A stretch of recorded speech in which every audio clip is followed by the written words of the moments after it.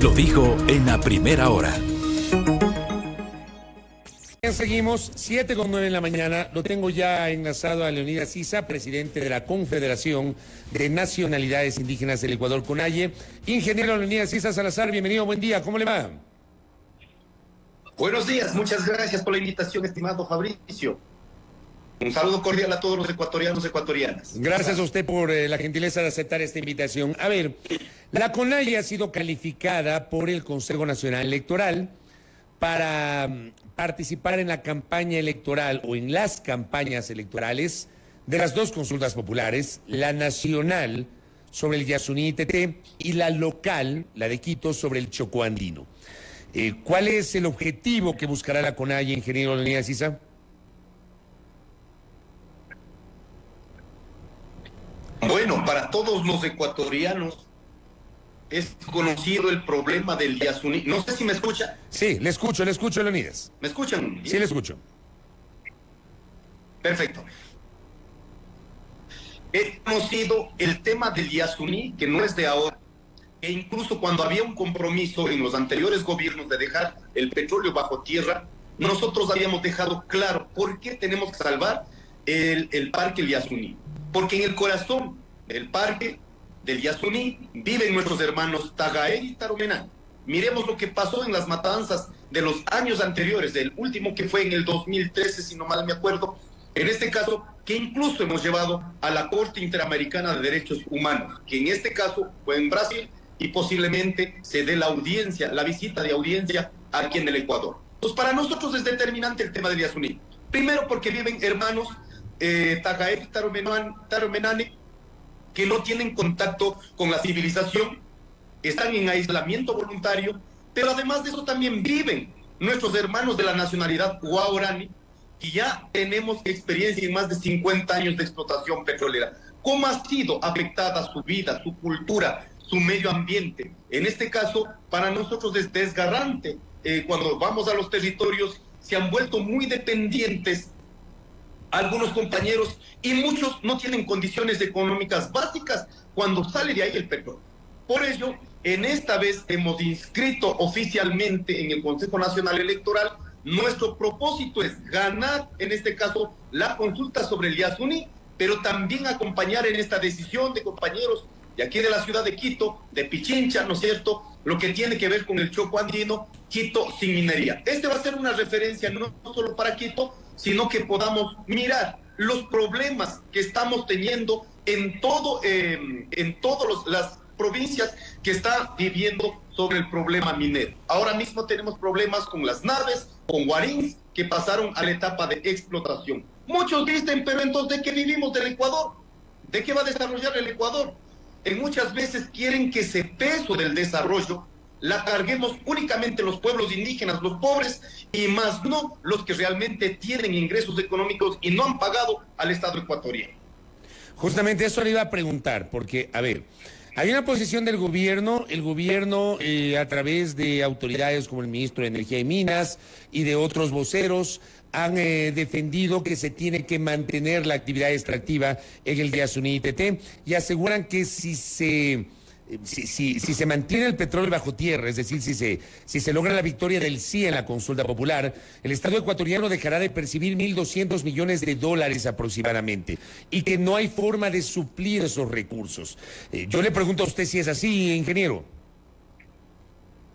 Mire, creo que están falseando la verdad, si me permite. En este caso, el petróleo se está desarrollando en la Amazonía. La consulta que se va a llevar a cabo el 20 de agosto es apenas el bloque 43. Nos están diciendo que vamos a afectar casi todo el sistema de producción. Y es más, si pasa la consulta, no es que de noche a la mañana cierran las válvulas. Tiene un año para planificadamente hacer, en este caso, cumplir la consulta popular. Y ahora hay otro dato. Esta primera cuestión para las autoridades, que digamos la verdad, no estamos diciendo la verdad. El otro dato, según la valoración de las mismas fuentes oficiales en el Ecuador, ¿no es cierto?, no serían esos 1.200 millones de dólares, sino sería realmente el ingreso para el Estado ecuatoriano a precio, valor actual, 148 millones de dólares. Aquí no se está poniendo cómo que más o menos sale el petróleo sin gasto, a cómo están calculando, a cómo sale cada barril de petróleo y en cuánto cuesta, y en términos reales, cuánto cuesta, en este caso, los pasivos ambientales. Si hacemos una comparación aquella, realmente en términos económicos no aporta tanto como están diciendo en este caso. Ahora, ¿de dónde podemos sacar la plata? Eso también nos han dicho. Entonces, si es que no dejan sacar el petróleo del Yasuní, entonces, ¿dónde sale la plata? Solo miremos, el Estado ecuatoriano, todos los gobiernos de turno han garantizado exoneraciones, incentivos, beneficios tributarios a los más grandes. Solo si cobráramos el 10% a las familias más ricas de este país, que muchas veces se benefician, le aseguramos que es mucho más importante los ingresos para el Estado ecuatoriano que del Yasuní. Solo cobrando el 10% significaría 598 millones de dólares. Solo miremos este dato del 2021. ¿Cuánto dejó de recibir el Estado ecuatoriano por exoneraciones, incentivos tributarios? No les gusta decir subsidios, porque los subsidios es para los pobres. Entonces, cuando hay subsidio para los pobres, hay que levantar esos subsidios. Pero a los grandes se les llama exoneraciones tributarias, incentivos de cualquier manera. ¿Cuánto significó 2021? Significó 6.338 millones de dólares. ¿Esto de dónde salen estas cuentas? Está en el sistema de rentas internas. Ahora, ¿por qué están queriendo, ¿no es cierto?, que ya no sea público la información? Porque tenemos acceso, podemos denunciarla, podemos exigir. Pero cuando nosotros exigimos que deben ser los más ricos, que no pagan impuestos, como los de a pie que pagamos el IVA, el 100% en los artículos que grava el IVA, ahí nosotros estamos siendo responsables. Pero ¿por qué entonces no se tiene esta decisión de cobrar donde realmente está la plata? Entonces, si queremos suplir lo que está saliendo del Yasuní, simplemente seamos justos aquí. Los pobres, los ricos, la clase media, estamos pagando impuestos, pero hay un grupo de personas que no pagan impuestos y todos los años han recibido exoneraciones tributarias. Ese grupo, ¿cuál es ese grupo de personas que no paga impuestos, Leonidas? Bueno, en este momento no podría detallar el número de personas, pero en el Ecuador hay 395 grupos económicos más importantes, a las cuales siempre se han beneficiado de las políticas del Estado ecuatoriano. Y muchos de ellos también se benefician no solo por tener ganancias, sino porque tienen contratos con el Estado. Entonces no puede ser que a unos, en cambio, cuando se hablaba, ¿no es cierto?, en el tema de los subsidios, cuando van a afectar directamente a los más pobres, no porque tengamos carros nomás, sino porque simplemente suben las cosas y afecta, y nosotros exigimos que paguen estos 395 grupos económicos más importantes del Ecuador. No puede ser que ellos sigan mereciendo esas políticas. Pero lo que yo quiero entender es si esos 395 grupos económicos que usted señala no pagan impuestos o se benefician de, redundo, beneficios tributarios, o pagan menos, o hay elusión o evasión tributaria. ¿Qué pasa con estos grupos económicos que usted cita? Eso es lo que necesitamos. Usted sabe, el mismo dato del sistema de rentas internas, aproximadamente 7.000 millones de dólares va en evasión tributaria. Cuando están ya acumulados con recargas, simplemente viene el siguiente año, dice como ya no van a poder pagar, entonces sale una normativa y se les perdona. No puede ser eso como una política normal en este país. Cuando nosotros, en cambio, los agricultores, si estamos subsidiando entre el 50-60% de nuestro trabajo para dar de comer a las grandes ciudades, ¿por qué no hay esa política que compense realmente a los más pobres, a los que sostenemos? ¿Por qué tiene que haber cada año, en este caso, estos beneficios para los grandes? Yo no quiero entrar en detalle con nombres ni apellidos, simplemente seamos justos con lo que estamos aportando también a la economía de los ecuatorianos. No puede seguir siendo una carta abierta para que los grandes, con cualquier pretexto, sigan evadiendo, sigan sirviendo de, en este caso, de remisiones tributarias que no hace bien al país. Ahora, yo le pregunto, si es que se echa mano justamente de poner normas muy claras, rigurosas, para que estos grupos económicos cumplan con el pago de tributos al fisco, ¿usted cree que se podría suplir estos valores que el Estado ecuatoriano dejaría de percibir si llega a ganar la consulta, el sí en la consulta sobre el Yasuní, y que algunos calculan en $1.200 millones? Absolutamente se puede suplir. Y ya vuelvo a repetir, no son $1.200 millones. Bajo el cálculo del mismo gobierno no son 1.200 millones, son 148 millones a precio real, a precio corriente 241 millones aproximadamente. Oiga, ¿y de dónde entonces sacan los 1.200 millones de dólares? Están calculando como que no van a gastar nada. O sea, ellos dicen que estamos produciendo 50, del bloque 43, 51.000 barriles, pero realmente ¿cuánto estamos produciendo? Son 47.000. Eso multipliquemos a precio que está calculado. Y es más, debemos dejar claro, el petróleo va agotando para el 2027, 2028, bajo mismas estadísticas del Estado. Es posible que ya no tengamos condiciones para la exportación, porque tendremos que privilegiar, y el petróleo debe servir para consumo interno, para la producción interna, en este caso de los derivados. Por lo tanto, seguir pensando que el petróleo va a seguir siendo la gallina de los huevos de oro no es correcto. Creemos hacer un esfuerzo, sobre todo los economistas que se sienten afectados con esta idea de que nosotros decimos hay que dar un salto cualitativo, pasar a una economía más sustentable, no seguir dependiente del extractivismo. Y es más, están pensando también suplantar la economía en base a la explotación minera. Ahora, no es posible, hay que pensar en otras formas de economía. Está agotando toda la producción petrolera en el Ecuador. No podemos seguir siendo ciegos, no podemos ir hasta la última gota de petróleo sin hayamos podido hacer una planificación de una economía más sustentable. Pero yo le pregunto a usted, Leonidas, ¿qué pasaría si llegase a ganar el no en la consulta popular y proseguimos con esta postura de extractivismo en el bloque 43? Bueno, nosotros hemos sido claros. Si la consulta pierde, imagínense, no es porque nosotros estemos aquí de necios. Ahí están nuestros hermanos Tagaer y Taromenani. Van a seguir generando presión la producción petrolera, y eso significará que va a haber más enfrentamientos internos. Ahí miremos, ahora mismo los hermanos de la nacionalidad guaraní, como ya han ido dejando, algunas empresas transnacionales ya fueron terminando su periodo, han ido dejando devastado. Ni siquiera el sistema de educación se tiene. ¿Qué va a pasar? Vamos a seguir luchando. No tenemos de otra.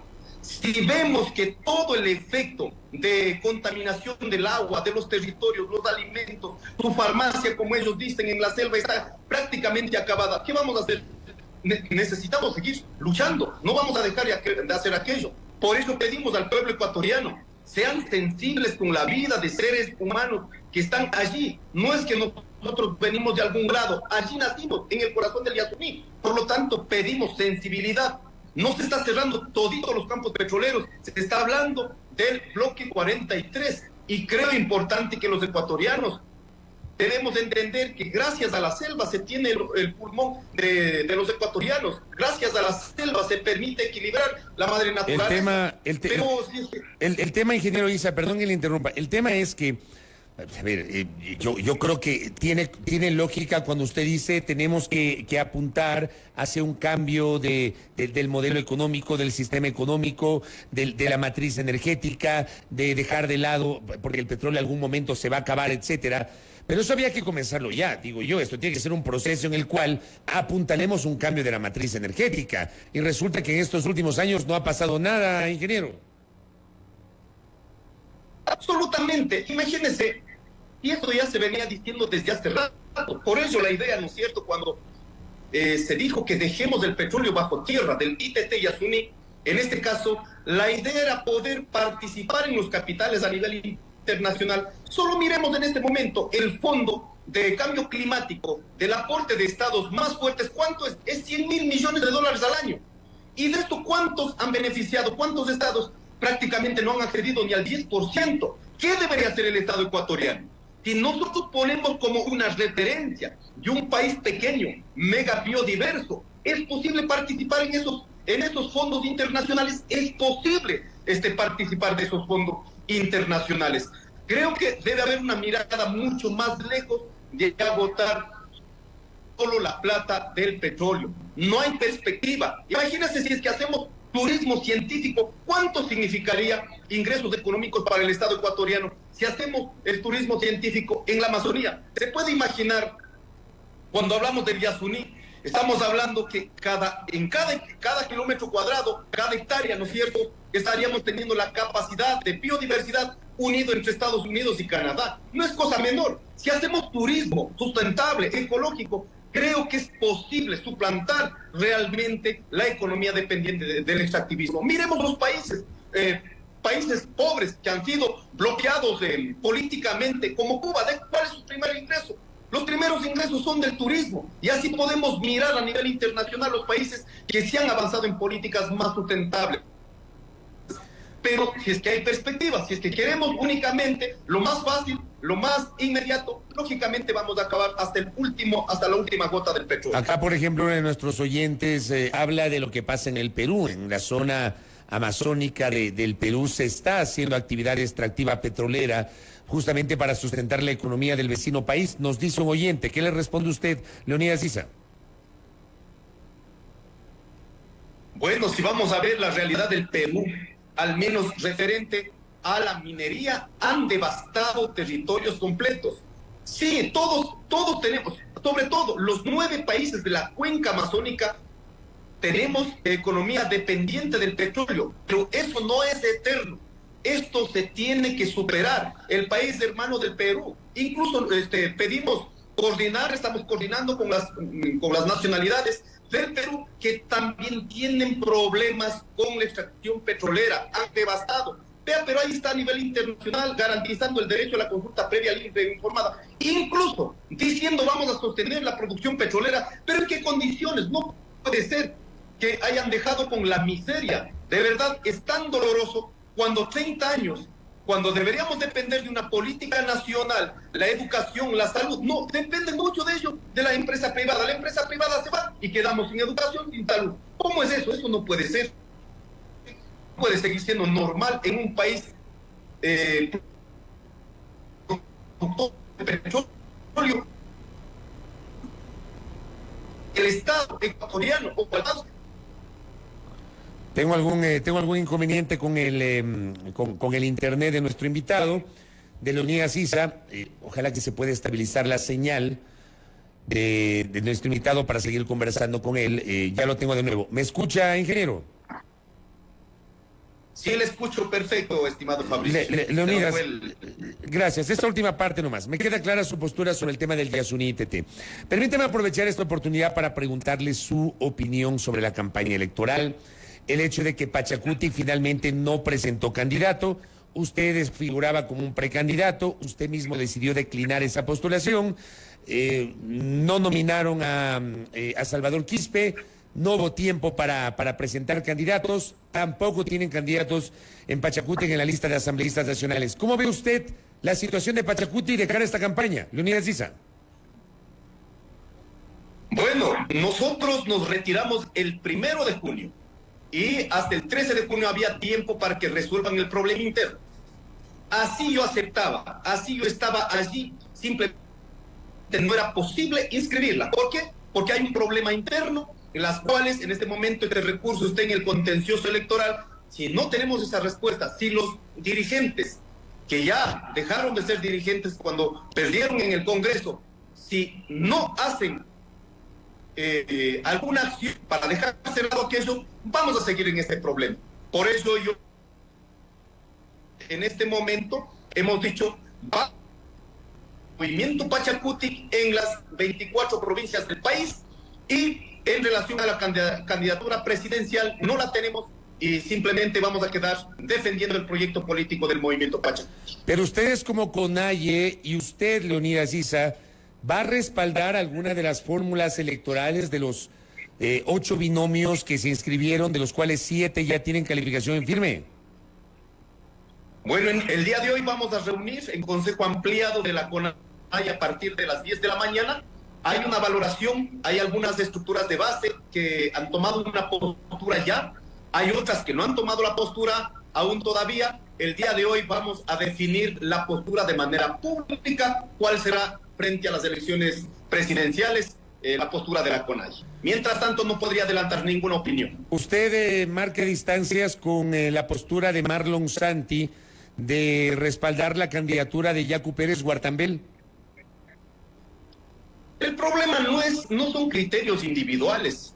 Creo que el movimiento Pachacuti en los últimos 3, 4 años con más fuerza ha ido rompiendo esta lógica colectiva que se tenía. Ellos atribuyen que eso es estrategia y que por eso han llegado a tener 20 asambleístas, cuestiones así, pero han dejado a un lado la decisión de las organizaciones, la decisión de los pueblos y nacionalidades. No queremos exclusividad para la decisión nuestra, no. Queremos respetando las estructuras organizativas, pero también de los adherentes. Por lo tanto, la postura de Marlon Santi es de él. No hay ninguna condición mínima. Hemos podido tomar una postura conjuntamente. Por lo tanto, respetamos esa decisión, pero nosotros al menos cuando no ha pasado por una decisión colectiva, nosotros no podemos hacer cargo de decisiones individuales. O sea, no se puede señalar, no se puede decir que Pachacuti apoya a Yacu Pérez. No podemos decir eso.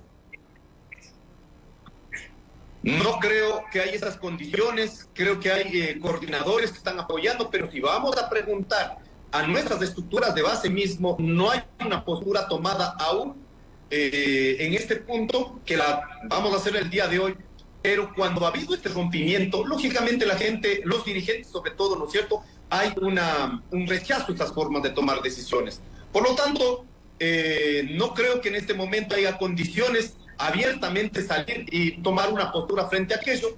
Vamos a analizar, porque hay unas bases que están de acuerdo, otras que no están de acuerdo, y en este punto, sobre todo, porque hay voceros. ¿Se puede imaginar eso? Si necesitamos avanzar en un proyecto político, ¿cuál es lo que debería hacer los candidatos o dirigentes? Mínimamente llamar a la unidad, no seguirnos acusando. Se puede imaginar, a mí me acusan todas las veces que puedan hablar que soy correísta. ¿Y cómo quieren que nosotros entremos a apoyar? Acusándonos correístas. Y es más, hay asambleístas donde dicen que bases de la CONAIE ya no son de Pachacuti, son de otros movimientos políticos. ¡Qué vergüenza! 53 autoridades de pueblos y nacionalidades que comprenden la estructura de la CONAIE. El 99.9% somos del movimiento Pachacuti. ¿Y por qué ponen estos criterios? Únicamente para ellos tener la respuesta, en este caso, para seguirnos acusando. En esas condiciones nosotros hemos dicho, vamos a tomar una postura, pero jamás aceptaremos chantajes, imposiciones y es más, acusaciones diciendo que nosotros estamos haciendo juego a cualquier otro partido político. A usted le han acusado y le han dicho o que le hace el juego al correísmo, o que es correísta, o que defiende los intereses del correísmo. ¿Qué opina usted del binomio del correísmo, ya que hablamos de esas, Leonidas? Solo quisiera a la población que me está escuchando, ¿alguna vez Leonidas Issa han escuchado hablar apoyando a un partido u otro partido? No lo han tenido. ¿Por qué la confirman? Por el evento de Bolivia 2019, después del levantamiento, una de las figuras importantes del paro, que me permito poner como referencia a mi persona y compañero Jaime, me fue a un evento internacional. ¿Cómo puedo yo controlar un evento internacional de 2 millones de personas donde estaban otros actores políticos? Por una foto que está allí, invitado por Evo Morales, que no podía yo ser descortés, pues. Simplemente sí, aceptamos esa invitación. De eso han confirmado. De ahí jamás han de tener una vocería de Leonidas Issa en favor o en contra de algún movimiento. Nosotros sostenemos un proyecto político. Jamás me he ido de Pachacuti, soy adherente desde el 2002. Por lo tanto, todas las palabras que ponen en la boca simplemente lo dicen con absoluta mentira en este caso. ¿Qué pienso sobre el binomio? Creo que en este momento los anticorreístas, como he sostenido en otras entrevistas, ¿no?, los anticorreístas le tienen vivito, le tienen todos los días nombrando al correísmo, por lo tanto tienen fuerza política, y yo creo que siendo políticos, siendo organizativos, siendo también que defendemos derechos, uno tiene que aprender a reconocer cada fuerza política. Por lo tanto, el correísmo tiene fuerza política, nosotros tenemos nuestra fuerza política propia, Y en ese campo creo que tiene que ser sobre las ideas la que vaya a marcar y la que gane finalmente en estos procesos electorales. Aunque no es parte de la CONAIE, ¿ya? El señor Eustaquio Toala ha sido cercano a usted como presidente de la FEINE. De hecho, han articulado acciones en los últimos tiempos, tanto la CONAIE cuanto la FEINE, y en su momento también la FENOCIN, más allá de estas diferencias que ha habido con la dirigencia de la FENOCIN en los últimos meses. Pero hablando del señor Toala, ¿le llamó la atención que él figure en la lista de candidatos a asambleístas nacionales de Revolución Ciudadana? Sí, realmente, porque el día que estábamos definiendo candidaturas, yo había pedido, las bases pidieron que podamos, el mismo frente que fuimos a las luchas en las calles 2019-2022, la FEINE, la FENOCIN, la CONAIE, YAS Unidos, ecologistas, feministas, hermanos que perdieron la vista, compañeros que han estado en la lucha, que podamos ir en equipo también a enfrentar un proceso electoral. Pero como se dio este problema interno en el movimiento Pachacuti, ya no se pudo avanzar. Seguramente los compañeros también tomaron decisiones, tomaron sus posturas y finalmente aceptaron esas candidaturas. No he podido conversar con el compañero Eustaquio Toala después de eso, pues a mí sí me sorprendió, pero sin embargo respetamos las decisiones de cada organización. Aquí no podemos imponer ningún criterio. Estaba pensado, de verdad, ir en unidad entre todos los que hemos luchado en las calles, pero también en un proceso electoral. Por los problemas que se dieron, finalmente los compañeros también acabaron tomando sus posturas. Leonidas Issa, gracias por el tiempo y por esta entrevista, muy amable. Muchas gracias, un abrazo, así que invito a los ecuatorianos, ecuatorianas, seamos sensibles con el territorio de nuestros hermanos. En todo el país necesitamos avanzar en otras economías más sustentables. Apoya con tu sí en la consulta popular del Yasuní, pero también Quito sin minería. Un abrazo y un buen día. Gracias a Leonidas Issa Salazar, presidente de la Confederación de Nacionalidades Indígenas del Ecuador, con su postura sobre la consulta popular del Yasuní-ITT. También hemos abordado la ausencia de un candidato de Pachacuti. Ha dicho que la decisión de Marlon Santi de respaldar a Yacu Pérez no es una decisión colectiva, sino una decisión de carácter personal. Y también se ha mostrado sorprendido por la decisión de Eustaquio Toala, presidente de la FEINE, de ser parte de la lista de candidatos a asambleístas nacionales por el movimiento Revolución Ciudadana. 7:37, pausa. Ya mismo el académico Santiago Ron, aquí en A Primera Hora. Primera Plana. Todas las noticias, todas las voces.